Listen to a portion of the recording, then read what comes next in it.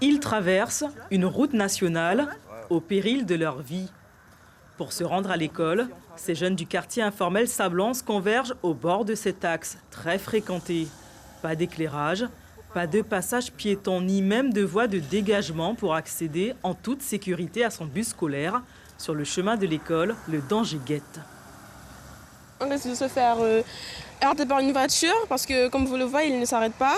Ils sont en ligne continue, donc c'est comme ça tous les matins. Pendant que je traversais, les autres étaient derrière et puis la voiture venait d'ici et elle m'a percuté. Et j'étais atterrée ici.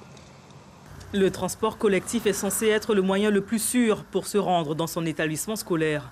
Pas quand on habite le long d'une voie réputée accidentogène. Je suis très craintive parfois. Depuis après l'accident, j'ai eu comme un traumatisme parce que à chaque fois que je traverse la rue, le matin, c'est comme ça.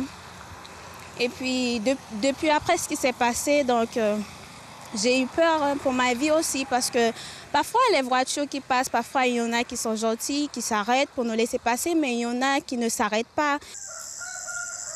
Chaque matin, Nancy et Delphine bravent l'aurore pour rejoindre leur car scolaire à plus d'une vingtaine de minutes de marche. Heure du réveil, 4h30. Chaque matin, je me réveille à 4h du matin pour prendre un petit déjeuner rapide et pour pouvoir aller prendre le bus à 5h.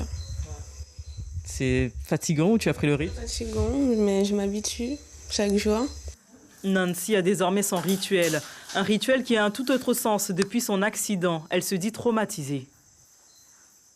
J'avais rien entendu ni rien vu parce que la voiture elle allait vite. Après, lorsqu'elle a fini de me percuter, j'ai senti quelqu'un me porter et le chauffeur de la voiture il a fini de me déposer sur le côté et il a continué sa route. C'est comme si que je le gênais dans sa route en fait. Il a fini de me percuter, il m'a traîné sur le côté de la route et il a continué sa route à toute vitesse. Des parents inquiets ont très souvent manifesté leur colère lors d'opérations coup de poing.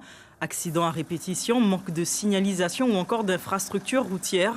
Les riverains ont ici bloqué la nationale en pleine heure de pointe pour forcer les décideurs à engager une vraie réflexion pour sécuriser la zone.